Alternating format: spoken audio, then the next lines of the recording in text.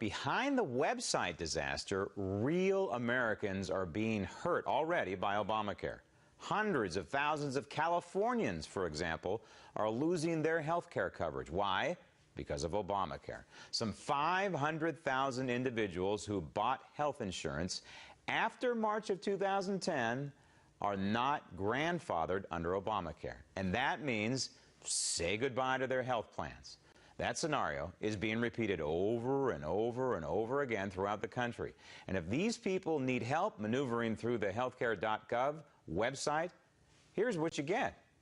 Don't lose your sanity over this website. Try it. If it doesn't work, walk away. Try it tomorrow. What you sent me seems like a canned response.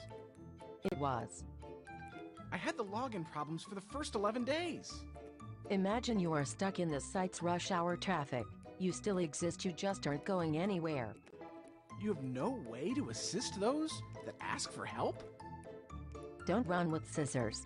Why is there even a chat option on the page if you can't look up an application and assist? You can contact the Health Insurance Marketplace call center. They may be able to assist you. Then what is the chat function for? Your chat session is over. Thanks for contacting us, and we hope we've answered your questions. Have a great day. So that is where all your tax dollars went. Just imagine what your health care is going to be like under Obamacare. So is there any relief? The answer is apparently yes, there are some loopholes. Joining me now, private medicine advocate and Obamacare expert Patricia Newman. Before we go to the loopholes, Patty, I got to address that chat. That was not a joke. That was not some sort of internet or YouTube video that somebody put up there joking about the website. That was an actual chat from somebody on the website, and we just packaged it neatly and nicely. It's pathetic. I thought it was a joke, too, to tell you the truth. But it's not, and I heard this morning the website was down again. Yep. And people can't get past 3 clicks before it goes down. I mean, this is such a waste of time. It's unbelievable. Okay, let's give people some hope, because that's really why we have you on the program. We want to decipher what's going wrong, but let's figure out a way around this thing. And there are some ways to use the law against itself, if you will. And one of them is if you're a Native American. A Native American, if you're considered a pueblo, a nation, or any group of people like that the Department of Interior considers a native tribe. So if you belong to any of those, you should claim it right away so that you don't have to participate and there's no penalty or anything. So that would include Cherokee and all the ones that are... Now that's an interesting loophole. Right. Now there are some smaller loopholes that may or may not be forever, like for example, jail. Yeah, I guess if you go to jail, you don't have to. Your health care is covered while you're in there. There's other small loopholes, like, for example, if you're in between jobs and you haven't had coverage for about 3 months, you can, you don't have to apply during that time. There's some hardship exceptions if you're going through bankruptcy or foreclosure. You can get out of it that way too. But I think the most important one, and I think the one that really gives us hope, is the Christian Ministries. Yeah, now this is like 2 or 3 or 4 programs that have been grandfathered, actually written into the law, Obamacare, correct? Right, and this is the Christian Ministries. There's a second one called the Samaritan Ministries and the Christian Health Ministries. And the way they work is really inspiring, actually. It's called MediShare. And what happens is the members of these religious organizations, they contribute something that looks similar to a premium. They contribute about $350 a month. Everybody puts it in a big pile of money. And then if somebody needs the care, they go to their provider, they submit the paperwork to the ministry, and the ministry pays for the services out of everybody's contribution.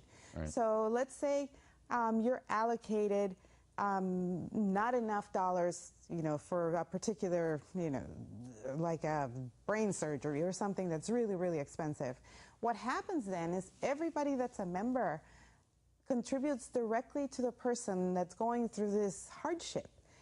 So you actually receive checks from participants across the nation to help you pay your bill. Now, this is it sounds more like a cooperative here. Right. And that $350 figure, I think, that you quoted, pertains to a family of 4. I think if you're an individual, it's even much cheaper than that. Like, I've heard between $50 and $100. Right. So it's a fantastic option. However, there are some religious requirements to these that you have to abide by, or at least say you're abiding by. Yes, you have to pledge that you're going to live a righteous life based on biblical values. And there are certain things that they will not cover because they are not considered biblical lifestyles. Right. So, and there's other exceptions to them, too. There's certain preventive health care measures that are not covered also. And I think I understand why. I mean, not everybody needs preventive health care, as weird as that sounds for somebody in the industry. But really, if you remember growing up, you didn't go to the doctor to have a physical every year. No. And we all survived. So those are the kind of things that are not necessarily covered. They really have to be, there has to be a need. And when there is, everybody contributes. And I think it's a great expression of the American spirit. This is how it should work. And it's a loophole of, for lack of a better word, it's a way around the law to use the law against itself. And from what I understand, tens of thousands of Americans are going into these plans. And I suppose, theoretically, if you can turn those tens of thousands into millions, or maybe even hundreds of thousands, it spells a real problem for Obamacare, because that money is not being fed into the Obamacare monster. Yes, as I was studying for this subject, I'm thinking to myself, why haven't I heard of the Jewish ministry and the Catholic ministry? This is a great opportunity for those that really, you know, they live those values of taking care of each other, taking care of the needy. This is your opportunity to do so. And on top of that, you know, you divorce yourself from the government. You don't have to be part of that massive government intrusion. So I'm hoping that a lot of religious organizations, you know, just follow this path. I think it's going to be a great path. And the more people who jump on board, the better it works. Right. And divorce from Obamacare sounds like a great term to be able to use. Yes. Thanks, Patty. Thank you. Coming up next, riding the Obamacare disaster to victory in 2014 as the Daily Ledger continues.